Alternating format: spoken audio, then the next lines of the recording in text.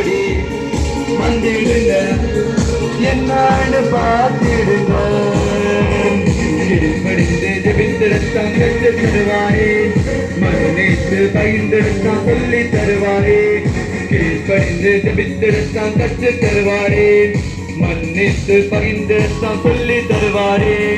சேவை செய்து மீட்படைய வழிகாட்டுவாரே